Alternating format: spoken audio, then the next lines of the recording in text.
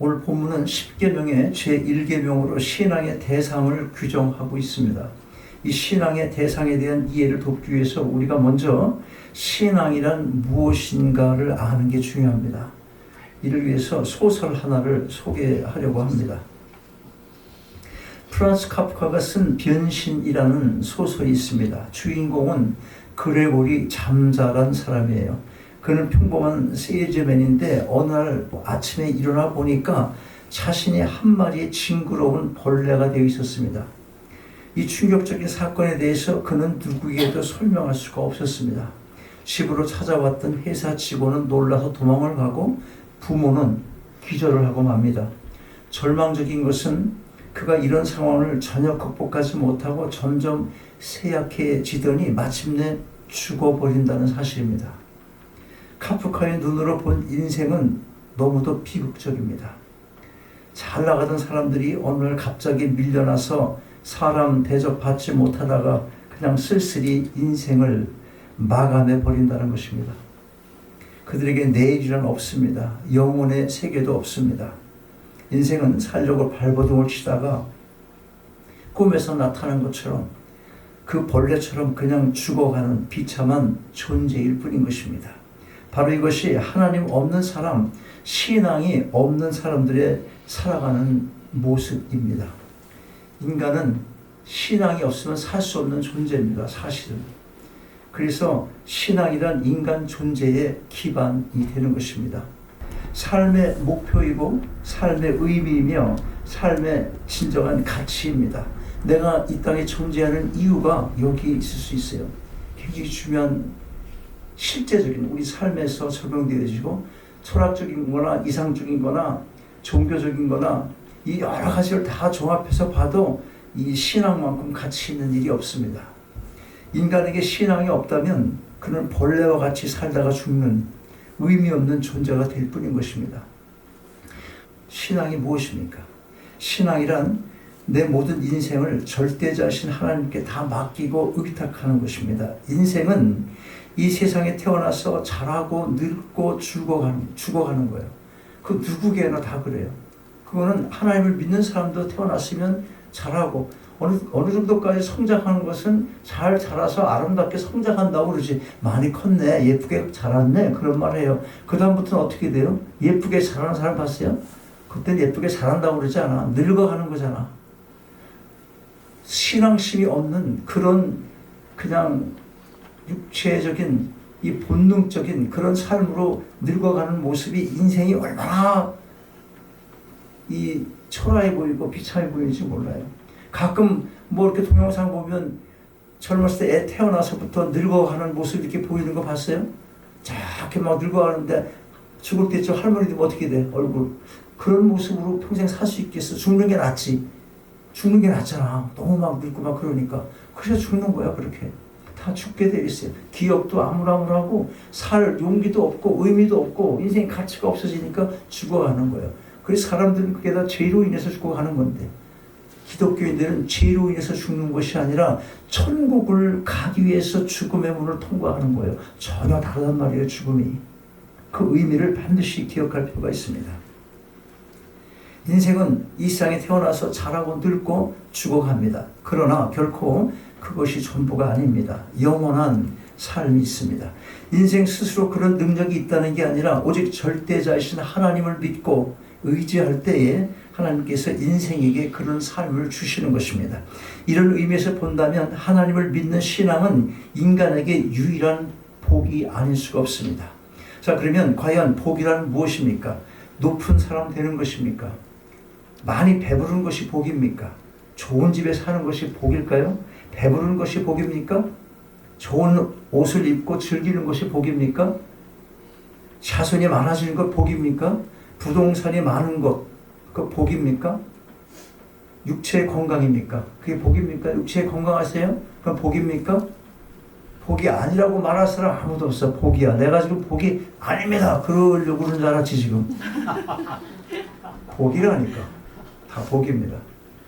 복은 복인데 그것이 복의 한 부분인 것이에요.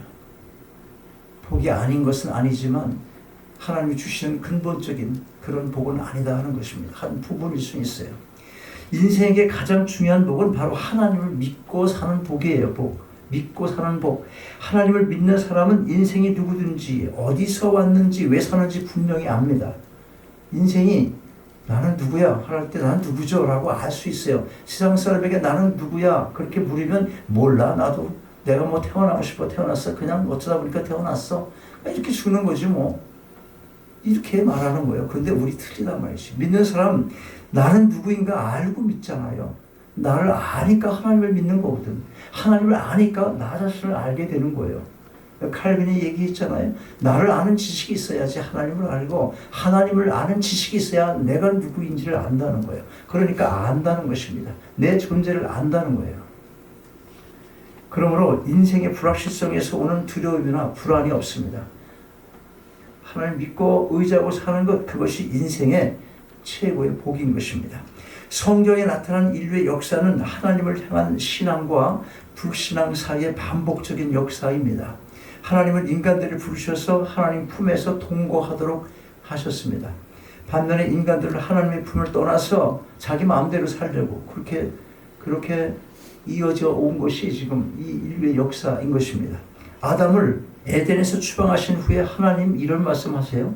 여호와 하나님이 가라사대 보라 이 사람이 선악을 알게 하는 일에 우리 중 하나같이 되었으니 그가 그 손을 들어 생명나무 실과도 따먹고 영생할까 하노라 하시고, 인류가 타락하기 전에 하나님은 에덴에 영생하는 생명나무를 준비하셨던 것입니다. 아담이 타락한 이후에도 하나님께서는 인생들을 부르셔서 하나님과 동거하도록 하셨습니다. 영생의 기회를 주신 것입니다. 믿음의 사람들은 항상 이 영생을 바라보고 소망을 했습니다.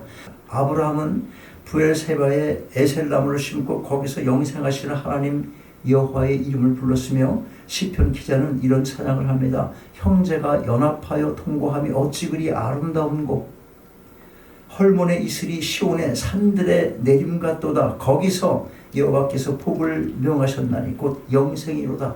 영생이 뭐야? 복이에요. 복. 영생이 복이야. 그러니까 우리가 복된 사람이라는 거예요. 이 영생은 오직 믿음으로만 얻습니다. 믿음으로만 얻어요. 이 영생이란 무엇을 얻어? 믿음으로만 얻습니다. 하나님이 세상을 이처럼 사랑하사 독생자를 주셨으니 이는 저를 믿는 자마다 멸망치 않고 영생을 얻게 하려 하심이라. 믿어야 되는 것이에요. 믿어야 되는 거예요.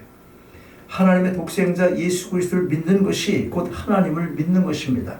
하나님을 믿는 신앙은 인간에게 가장 크고 넓은 복된 삶의 공간을 제공합니다. 하나님 믿지 않는 사람들에게는 이 세상에 살아갈 만한 공간이 별로 없습니다. 카프카의 소설처럼 인생은 답답한 방에 갇혀 있는 벌레와 같습니다. 좁은 세상에서 뭔가 얻으려고 애쓰다가 쇠약하게 소멸되어 갈 뿐인 것입니다. 나는 하나님을 믿지 않았다면 나 여기 후러싱해서 여기 왔다 갔다 하면서 이렇게 살 수 있는 인간이 아니야. 절대로 못 살아. 답답해서. 여러분 지금 신앙이 없고 여기서 한평생을 살다 이렇게 죽는다고 생각하면 얼마나 답답한 거예요. 이게 인생이. 하나님을 믿으니까 그런 생각할 겨를이 없어. 그리고 넓어 공간이. 시간과 공간이 무한히 넓은 거예요. 그래서 내가 답답함 모르고 사는 거예요. 내가 한 집에서 20몇 년을 살고 있는데 25년을 살고 있어. 이게 멍청한 것 같아. 이게 어떻게 한 집에서 25년을 살아? 내 성격에서 하나님 믿기 전에 나하고는 정말 모르는 거예요. 맨날 여기 왔다 갔다 여기 왔다 갔다 그러고 살잖아 지금. 그리고 내가 여기서 죽게 되면 그냥 죽는 거잖아. 하나님 없다면 이게 무슨 가치가 있는 거예요 인생에 지금 여러분. 여러분 직장 어디 나갑니까? 조금 오피스 나가서 가면 답답한 거 이렇게 있으면서 거기 왔다 갔다 집에 왔다 갔다 그러면서 평생을 살다가 그냥 죽는다고 생각해봐요. 무슨 삶이에요 그게? 무슨 인생의 가치가 있는 겁니까? 세상 믿지 않는 사람은 내가 왜 이렇게 살지? 이거 살 의미가 없네. 그래서 자살도 하게 되는 거예요. 그러나 하나님 믿는 사람은 다릅니다. 하늘과 땅과 거기에 거하는 모든 것이 다 우리의 삶의 무대가 되기 때문에 그런 것입니다. 누구의 이름으로 등기가 되어 있는지 그게 중요한 것이 아닙니다. 어떤 건물 내 이름으로 돼 있어. 뭐가 그렇게 대단합니까? 세금만 내지. 여러분 집 하나 사갖고 내 이름 돼 있으면 세금 내라는 고지서만 받지 뭐가 그렇게 즐거워 그게.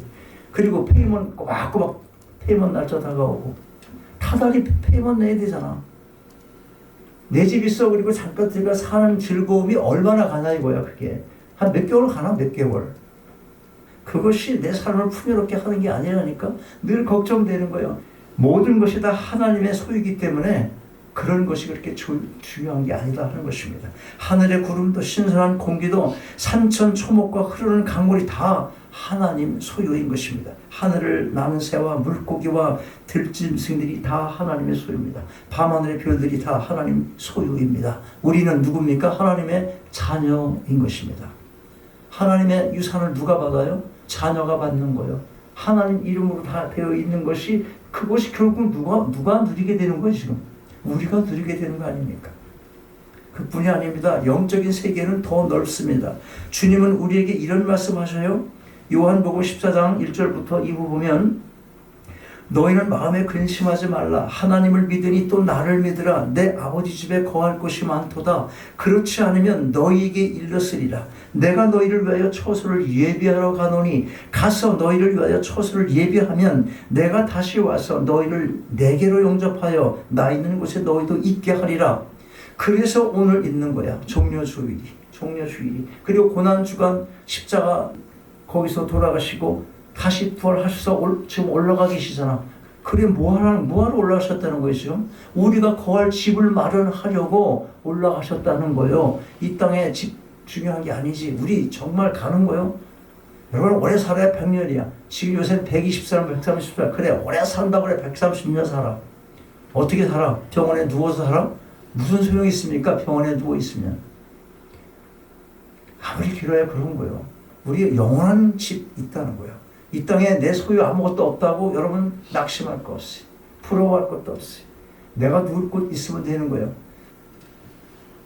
하나님을 믿는 사람은 무한대의 삶의 공간을 소유합니다. 또 시간적으로 영원한 삶을 누립니다. 현세와 내세의 풍성한 삶입니다. 우리가 하나님을 믿는 것은 그만큼 모든 삶을 풍성하게 하는 것입니다. 그러면 이제 오늘 본문 말씀의 의미를 보겠어요. 오늘 본문 말씀의 의미. 지금까지 뭘 얘기했어요? 신앙이란 무엇인가? 그거 얘기한 거예요. 그런데 오늘 본문 말씀이 이제 그러면 우리에게 어떤 의미가 되겠느냐 하는 것입니다. 10계명 중 제1계명이에요. 신앙의 대상인 하나님은 유일하신 분이십니다. 그걸 알려주고 있어요. 하나님은 전 우주에 한 분밖에 없습니다. 하나님 외에는 신이라 일컬을 수 있는 존재가 없습니다. 그러므로 우리는 먼저 유일하신 하나님을 마음으로 인정하고 믿어야 하는 것입니다. 세상 사람들이 신에 대한 생각은 크게 세 가지입니다. 이 세상에 사는 사람들이 신에 대해서 뭘 얘기를 하면 세 가지 종류가 나와요. 첫째는 무신론입니다. 어떤 신도 존재하지 않는다고 생각합니다. 세상은 그저 저절로 생겨나서 우연히 존재하는 것이지 아무 원인도 없다고 그렇게 생각을 하는 거예요. 아무 원인도 없다. 그렇게 생각하는 겁니다. 그렇다고 아무것도 믿지 않는 것이 아니에요. 그들도 믿는 것이 있습니다. 우선 자기 자신을 믿습니다. 경험을 믿고 자기 지식을 믿습니다. 그리고 우연과 요행을 믿습니다. 첨단 과학을 믿고 철학을 믿습니다. 하나님을 믿지 않을 뿐이지 믿을 만한 것, 자신들의 기준으로 자기 좋은 대로 믿을 만한 것은 다 믿습니다. 둘째는 불가지론입니다. 신이 있는지 없는지 모르겠다는 겁니다. 영혼이 있는지 없는지, 천국과 지옥이 있는지 없는지, 귀신이 있는지 없는지 그거 모를 일이다. 누가 이런 얘기했습니까? 누가? 순수 이성 비판 쓴 칸트가 말한 거예요. 칸트는 실제로 존재하는 이 사물 말고는 보이지 않는 영적인 세계, 보이지 않는 어떤 공간의 세계는 우리가 알 수가 없지. 그렇게 말을 했어요. 그 말을 한 것이 꼭 나쁜 것만은 아니었어요. 그것 때문에 우리가 유신론, 하나님이 계시다는 것을 증명해 보려고 얼마나 많은 노력했고 많은 신학의 발전을 이루어왔거든요. 그러니까 칸트는 우리에게 어떤 유익을 가져온 면도 있는 거예요. 그런데 사람들은 칸트가 말했어. 신이 있는지 없는지 알 수 없다는 거. 그 사람이 말하지 않았어? 모르잖아. 그럼 여러분 신이 있는지 없는지 모른다. 그럼 반반으로 나눕시다. 반반으로 나눠. 그럼 신이 있다고 믿고 신이 주는 복을 누릴 수 있는 것이 진짜 있다면, 만약 진짜 있다면 믿은 것이 뭐가 손해입니까? 그럼 안 믿으면 어떻게 되는 거예요? 안 믿으면 그 복을 못 누리는 거잖아.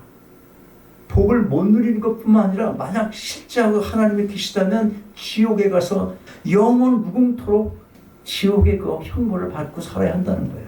이게 지금 뭘 얘기하고 있어요? 불가지론을 얘기하고 있는 거예요. 불가지론. 자, 그런데 더 나가서 요즘에는 이 물질 세계가 과연 진짜 존재하는 것인지도 몰라. 요즘엔 그래요. 이 물질 세계가 진짜 존재하긴 하는 거야? 이게 지금 맞는 거야? 왜? 시뮬레이션이다 하기 때문에. 이거는 어떤 이상형적인 시뮬레이션을 지금 이게 굴리고 있는 것이지 이게 실제가 아니지. 또 이런 철학이 지금 등장을 하는 거예요. 내가 진짜 존재하는 거야? 이 존재란 무엇이지? 몰라. 불가지론이 바로 그것입니다. 셋째는 유실론입니다. 유실론은 크게 두 가지로 나뉘어요. 두 가지로. 첫째는 다실론입니다. 신이 많다는 거예요. 신이. 그 다음에 또 하나는 유일신론이에요. 한 신밖에 없다. 그것입니다. 기독교는 한 신밖에 없다. 그걸 얘기하는 거예요. 무슨 말인지 아세요? 자, 여러 신이 있는데 하나의 신, 높은 신을 믿자. 그게 기독교가 아니고 오직 신은 한 분밖에 안 계시다. 그것이 기독교예요. 나머지는 타락한 천사가 뿌려놓은 것, 그 잡신들 같은 거, 다른 영적 세계를 얘기하는 것이지. 신은 한 분밖에 안 계신 거예요. 그걸 놓치면 안 돼. 많은 신 중에 하나님을 믿는다. 그게 아니라고 분명히 기억하셔야 돼. 그 다음 범신론, 자연신론이라고 말하는데 눈에 보이는 모든 것들이 신이라고 생각해요. 그리스 로마 신화에 보면 신들이 무수히 많습니다. 해, 달, 별, 하늘, 바다, 불, 산. 이게 다 또 동물까지 다 신으로 보는 거예요. 이집트 신도 굉장히 많아요. 이집트도. 일본도 신이 너무나 많아요. 너무나. 인도의 신 헤아릴 수 없이 많아. 다 신이야. 우리 한국 어떻습니까? 한국도 많습니다. 그러나 사람들이 어떤 신관을 가지고 있든지 그것은 그다지 중요한 일이 아닙니다. 더 중요한 것은 실제적 사실입니다. 만일 유일하신 창조주 하나님이 계시다면 인간이 다신론을 믿든지 무신론을 믿든지 무슨 상관입니까? 하나님은 그냥 계신 것입니다. 우리가 어떻게 믿든 하나님은 그냥 계신 거예요. 만일 하나님이 계시다면 인간이 신에 대해서 이러쿵저러쿵 얘기하는 것도 아무 의미가 없습니다. 인간의 생각과 상관없이 하나님 뜻대로 뭐든지 하실 것이기 때문에 그런 것입니다. 실제로 성경은 하나님의 존재에 대해서 이런 어떤 설명으로 시작하지 않는다는 거예요. 어떻게 시작합니까? 태초에 하나님이 천지를 창조하시니라. 끝. 사람들이 믿든지 말든지 사실이 중요합니다. 고린도전서 8장 5절 6절 보면 이렇게 기록합니다. 비록 하늘에나 땅에나 신이라 칭하는 자가 많이 있어. 많은 신이 있어. 많은 신과 주가 있어. 그러나 우리에게는 한 하나님 곧 아버지가 계시니 만물이 그에게서 났고 우리도 그를 위하며 또한 한 주 예수 그리스도께서 계시니 만물이 그로 말미암고 우리도 그로 말미암았느니라. 그런데 조심할 게 있습니다. 여기 보면 비록 하늘에나 땅에나 신이라 칭하는 자가 많이 있어 이렇게 말하는 것은 진짜 신의 존재가 그렇게 많다는 게 아니라 사람들이 그렇게 많은 신을 만들어 놓고 믿는다는 거예요. 없는 신을. 또 이사야서 44장 6절 이렇게 선포합니다. 이스라엘의 왕인 여호와 이스라엘의 구속자인 만군의 여호와가 말하노라. 나는 처음이요 나는 마지막이라. 나 외에 다른 신이 없느니라. 없다는 거예요. 자, 그러면 우리가 믿는 하나님 어떤 분이십니까? 첫째로 우리가 믿는 하나님은 전능하신 하나님이십니다. 세상 사람들이 믿는 신처럼 어디에 갇혀 있거나 속임을 당하는 그런 무능한 신이 아니십니다. 둘째로 우리가 믿는 하나님은 창조주 하나님이세요. 천지 만물을 지으시고 그 만물을 뜻대로 움직이고 계시는 분이십니다. 자연 만물은 물론 인간의 역사를 주관하시는 하나님이십니다. 현재도 다스리시고 장차 인류를 심판하실 하나님이십니다. 실제로 우리가 믿는 하나님은 예수님을 구주로 보내신 구원의 하나님이십니다. 죄인들을 망하도록 내버려 두지 않으시고 구주를 보내셔서 구원하시는 하나님이십니다. 그 하나님이 오늘 종려주일 예루살렘 성에 입성하시는 거예요. 이런 하나님은 우주 가운데 오직 한 분밖에 없습니다.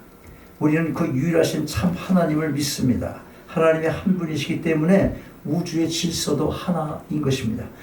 지구의 자연법칙과 전 우주적 자연법칙이 본질적으로 다르지 않습니다. 하나님이 한 분이시기 때문에 동물계나 식물계나 모든 생태계가 하나의 질서와 조화 속에 존재하는 것입니다. 하나님이 한 분이시기 때문에 인류의 역사도 하나입니다. 온 우주는 한 하나님의 창조와 한 하나님의 섭리 속에서 하나의 질서 속에서 존재하는 것입니다. 바닷속 어떻습니까? 바닷속에 보면 여러 종류의 그 질서를 가지고 살아요. 이렇게 그 동물 같지도 않은 식물인지 뭐 동물인지도 잘 분간도 안 되는 그런 식물들도 많이 있고 다 사는 처수가 달라요. 그러니까 바다가 또 때때로 뒤집어 엎어 이렇게 다 썰물과 밀물이 있어서 바닷속을 다시 한번 청소를 하는 그런 일이 있잖아. 그런 것이 제 마음대로 막 사는 것 같지만 하나님의 큰 틀에서 볼 때 바닷속의 질서를 만드신 거예요. 한 질서야, 한 질서. 하나님의 섭리 가운데, 예정 가운데 있는 질서가 그렇게 움직이는 거예요. 바닷속 뿐이겠습니까? 지구가 도는 것도 마찬가지고, 이 우주가 움직이는 것도 마찬가지고, 여러분의 이 인체 속에서 움직이는 여러 유기적으로 움직이는 생물 체계, 생물학적 체계가 다 하나님의 질서 속에 있는 것이에요. 한 하나님, 같은 하나님이 만드신 질서라는 거예요. 다 같다는 겁니다. 그렇기 때문에. 마지막으로 본문의 계명과 관련해서 우리가 할 일이 두 가지가 있습니다. 두 가지. 첫째는 유일하신 하나님을 적극적으로 믿고 경배하는 일입니다. 하나님의 한 분이심을 알았다면 그 다음은 그분만을 믿고 경배해야 합니다. 경배가 뭡니까? 낮아져서 그분을 섬기는 겁니다. 예배입니다. 경배자에게 중요한 것은 믿음입니다. 히브리서 기자는 11장 6절에서 믿음의 중요성을 강조합니다. 믿음이 없이는 기쁘시게 못하나니. 여러분 여기 앉아있는데 그냥 앉아있는 것 갖고는 하나님을 기쁘시게 못하는 겁니다. 믿음으로 앉아있어야 되는 거예요. 믿음으로 말씀을 받아야 하는 겁니다. 그래야지 하나님이 기뻐하시는 거예요. 하나님께 나아가는 자는 그가 계신 것과 또한 그가 자기를 찾는 자들에게 상 주시는 이심을 믿어야 할지니라. 왜 여기 앉아있습니까? 그분이 창조자이심을 믿기 때문이기도 하지만 그분을 믿으면 우리가 그분에게서 얻을 상이 크기 때문에 그런 것입니다. 그 상이 뭐였어요? 아까 보니까 영원한 생명, 영생입니다. 하늘의 집에서 영원히 산다는 거예요. 이 믿음은 지식으로 아는 것과는 다릅니다. 성경을 잘 아는 사람들이 많이 있어요. 그러나 알면서도 믿지 않는 사람들 얼마나 많습니까? 바리새인들이나 서기관들은 누구보다도 율법을 잘 알았습니다. 그들은 메시아가 나타나게 된다는 사실도 알았어요. 다윗의 자손에게서 메시아가 나온다는 사실도 알았습니다. 그런데 막상 예수님이 나타나실 때는 믿지 않았습니다. 자, 오늘날도 마찬가지입니다. 기독교 학교 다니면서 어떤 신학자들은 성경의 기적들을 모조리 신화라고 해석을 하는 겁니다. 창조도 신화고 출애굽도 신화고 예수님이 물 위에 걸으신 것도 신화고 병자를 고친 것도 거짓말이고 또 다 신화. 심지어는 예수님의 부활도 돌아가시고 부활했잖아요. 그 부활도 그냥 하도 맞아서 기절을 했다가 다시 깨어났다고 얘기하는 거예요. 그렇게 해석하는 겁니다. 부활 있을 수 없다는 거예요. 믿어지지 않으면 그만이지 자기가 믿지 않는다고 다 신화라고 하는 것입니다. 여러분 아는 것과 믿는 것 별개입니다. 성경은 읽어야 하고 읽어서 안다면 알았다면 그 다음으로 중요한 것은 믿는 것입니다. 아무리 성경을 많이 읽어도 믿지 않으면 소용없어요. 중요한 것은 우리는 먼저 유일하신 창조주 하나님을 믿어야 합니다. 그리고 진실로 믿는다면 이제 예배의 삶을 살아가야 하는 것입니다. 그래서 우리가 정기적으로 정해진 공적인 예배에 참여를 하는 것입니다. 주의를 지킵니다. 주의를 지키는 것 정말 중요합니다. 매주 하나님 앞에 나와서 예배드려요. 뿐만 아니라 가정에서든지 직장에서든지 예배자의 삶을 삽니다. 인생의 모든 순간마다 자기의 삶을 하나님께 아뢰고 도움을 요청합니다. 기쁜 일이 있으면 감사하고 힘든 일이 있으면 기도합니다. 하나님을 믿는 믿음 안에서의 삶, 곧 예배의 삶을 살아야 하는 것, 이것이 우리의 첫째 계명에 대한 순종의 삶인 것이에요. 무엇이 예배의 삶이? 둘째로 우리가 최소한 절대로 하지 말아야 할 일이 있어요. 제1계명이 절대로 금하는 것, 다른 신을 섬길 수 없다는 것입니다. 다른 신이 있다는 얘기가 아니라 오히려 다른 신이 없기 때문에 유일하신 하나님만 섬기라는 것입니다. 신명기 13장 13절 이하를 보면 다른 신을 섬기는 자들이 당하게 될 참상이 어떤 것인지를 알려줍니다. 자기가 만들어 놓은 신을 섬기는 사람들 보세요. 너는 마땅히 그 성읍 거민을 칼날로 죽이고, 이 성읍 거민들이 자꾸 다른 신을 만들어 놓고 섬기니까 하는 말입니다. 너는 마땅히 그 성읍 거민을 칼날로 죽이고 그 성읍 그 중에 거하는 모든 것과 그 생축을 칼날로 진멸하고 또 그 속에서 빼앗아 얻은 물건을 다 거리에 모아놓고 그 성읍과 그 탈취물 전부를 불살라 내 하나님 여호와께 드릴지니 그 성읍은 영영이 무더기가 되어 다시는 건축됨이 없을 것이니라. 하나님 앞에서 다른 신을 섬김으로써 이처럼 벌을 받는 것에 비하면 세상에서 당하는 그 어떤 재앙도 비교될 수가 없는 것입니다. 하나님이 두려우신 분인 줄을 알고 우리가 하나님만을 믿는 이 유일신앙을 가져야 하는 것입니다. 하나님이 금하신 첫 번째 계명을 지키기 위해서 초대 교인들은 로마 이 황제 숭배를 거부하다가 화형을 당했습니다. 사자밥이 되기도 했고 격투기의 제물이 되기도 했습니다. 여러분, 유일하신 창조주 하나님, 그분만을 섬기는 것이 우리의 마땅한 의무이며 책임입니다. 그럴 때 하나님께서 주시고자 하는 모든 복을 받아 누리게 되는 것입니다. 이 복을 넉넉히 받아 누리시는 여러분 모두가 다 되시기를 주님의 이름으로 축원합니다. 아버지 하나님, 오직 하나님 한 분만이 우리가 경배해야 할 유일한 대상임을 다시금 깨닫게 하시니 감사드립니다. 세상 사람들이 수도 없이 많은 신의 이름을 부르고 그들을 섬기지만 아무 힘없는 허상임도 알았사오니 사탄의 그 어떤 유혹 앞에서도 담대히 물리쳐 승리하게 하시고 오직 하나님 한 분만을 믿고 경배하는 진정한 예배자의 삶을 살아가게 하옵소서. 우리 주 예수 그리스도 이름으로 기도하옵나이다.